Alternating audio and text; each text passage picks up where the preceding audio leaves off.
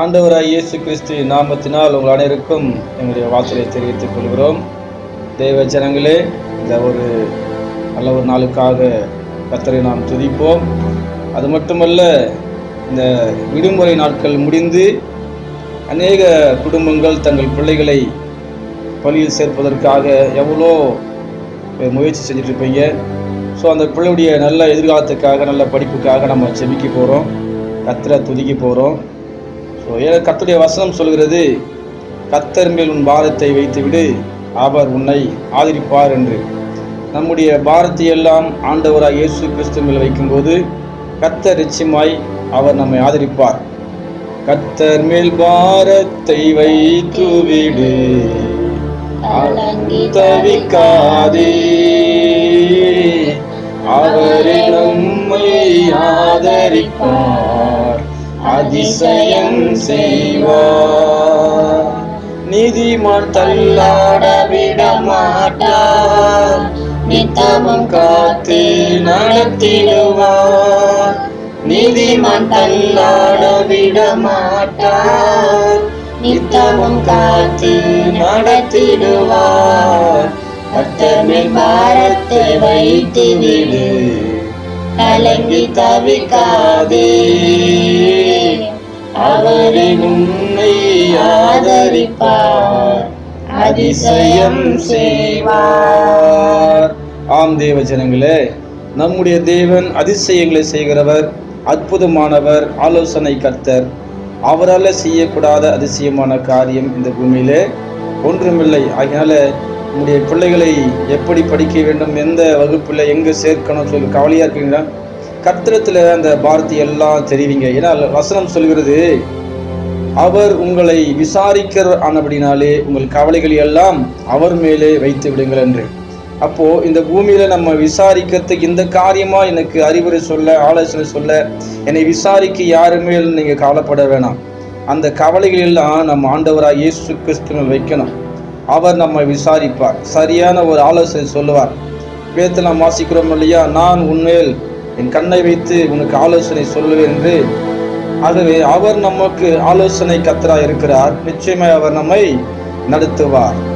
யோசனையில் பெரியவரே, ஆராதனை ஆராதனை, செயல்களிலே வல்லவரே, ஆராதனை ஆராதனை.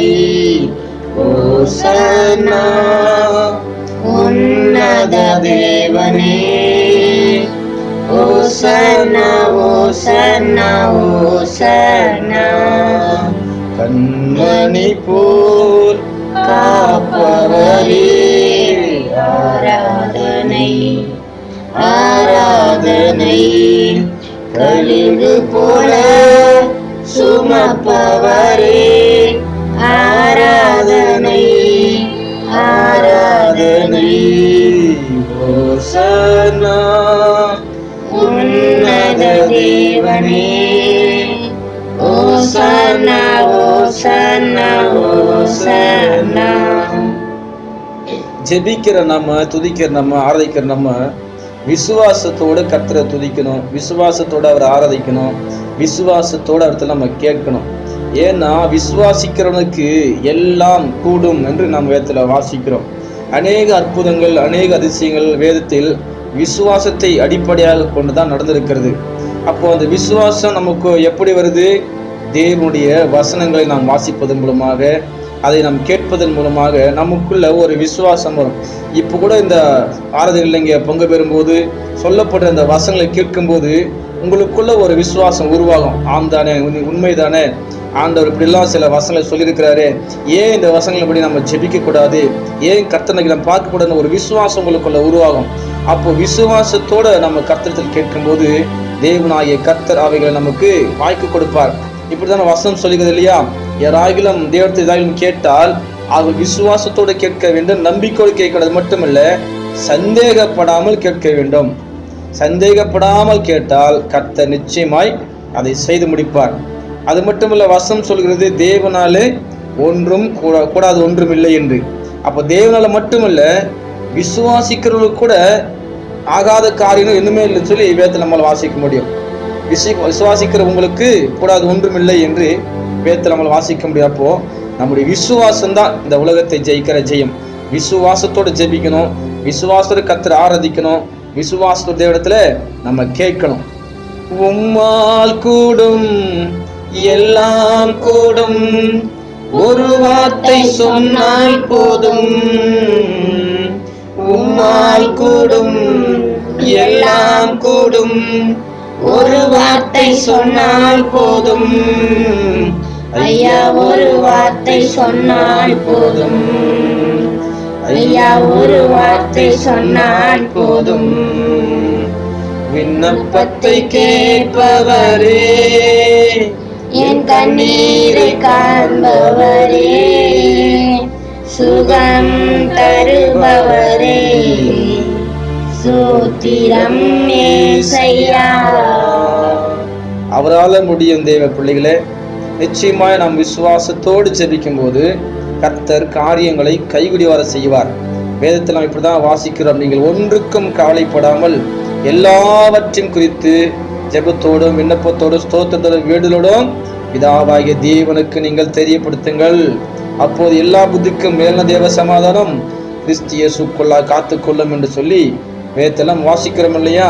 அப்போ கடவுளுடைய சமாதானம் நமக்கு வேணும். நம்ம எந்த காரியத்துல கர்த்தரின் சமாதானத்தை எதிர்பார்க்கிறோமோ, ஒருவேளை பிள்ளைங்க படிப்பு மட்டும் இல்லை, அது குடும்பத்தில் இருக்கிற ஒரு சில காரியங்களா இருக்கலாம், எதிர்பார்க்கிற வேலையா இருக்கலாம், மற்ற எந்த விதமான சூழ்நிலையா இருந்தாலும் நாம விசுவாசத்தோட கர்த்தரை நோக்கி பார்க்கணும்.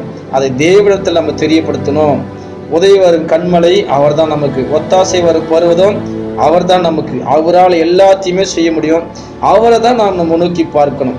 அற்புதம் செய்யுங்கப்பா, எங்க வாழ்க்கையில அற்புதம் செய்யுங்க, அதிசயம் செய்யுங்க, நன்மையை செய்யுங்கன்னு அவரை நம்ம நோக்கி பார்க்கணும்.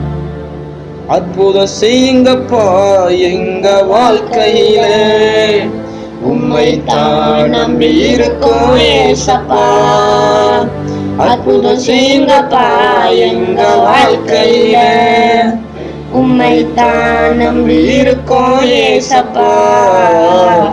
உம்மை தான் நம்பி இருக்கிறோம், உம்மையன்றி யாரும் இல்லையப்பா. உம்மை தான் நம்பி இருக்கிறோம், உம்மையன்றி யாரும் இல்லையப்பா.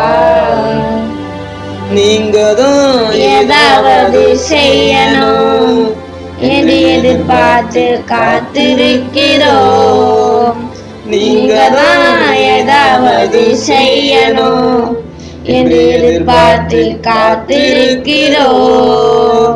நிச்சயமாய் செய்வீர் என்ற நம்பிக்கையில், நிச்சயமாய் செய்வீர் என்ற நம்பிக்கையில் உங்க முகத்தையே நோக்கி இருக்கிறோம், உங்க முகத்தையே நோக்கி இருக்கிறோம். அவருடைய முகத்தை நாம் நோக்கி பார்க்கும்போது தேவனாகிய கர்த்தர் நம்முடைய முகங்களை பிரகாசம் அடைய செய்வார். வேதத்தில் இப்படிதான் நம்ம வாசிக்கிறோம், அவரை நோக்கி பார்த்து அவர் வெட்கப்பட்டு போகாதிருந்தார்கள். கர்த்தர் அவருடைய முகங்களை எல்லாம் பிரகாசம் அடைய செய்திருக்கிறார். ஐயாகவே தேவச்சனங்களே, பிள்ளைகளின் எதிர்காலத்துக்காக மட்டுமல்ல, படிப்புக்காக மட்டுமல்ல, உங்கள் வாழ்க்கையில் இருக்கிற மற்ற எந்த ஒரு சூழ்நிலையாக இருந்தாலும் கர்த்தர் நோக்கி பார்க்கும்போது கர்த்தர் நம் பெருத்த ஒரு விடுதலையும் சமாதானத்தையும் கர்த்தர் கொடுப்பார். ஆண்டவர் சொல்லியிருக்கிறார், உலகம் கொடுக்கிற பிரகாரம் அல்ல, என்னுடைய சமாதானத்தை உங்களுக்கு வைத்து போகிறேன் என்று. அது நிலையான சமாதானம், நித்திய சமாதானம். ஜெபிக்கலாமா? நீங்களும் விடுவோம், ஜெபிங்க. கர்த்தர் உங்களை ஆஸ்வதிப்பார். பரலோகத்தின் பிதாவே, இதை கேட்கிற எல்லா தேவ ஜனங்களுக்காகவும் ஜெபிக்கிறோம். மெய்யாகவே தங்கள் பிள்ளைகளின் படிப்புக்காக மட்டுமல்ல, தங்கள் குடும்ப வாழ்க்கையில் இருக்கிற மற்ற எல்லா சம்பவங்களுக்காகவும் நாங்கள் உண்மை நோக்கி பார்க்கிறோம். ஜெபிக்கிற எல்லா பிள்ளைகளின் விண்ணப்பங்களையும் கர்த்தர் அங்கீகரித்து ஆசீர்வதித்து நன்மையினால ஒவ்வொரு குடும்பத்தையும் நிரப்புங்க. நாமத்துக்கு மகிமை சேருங்க.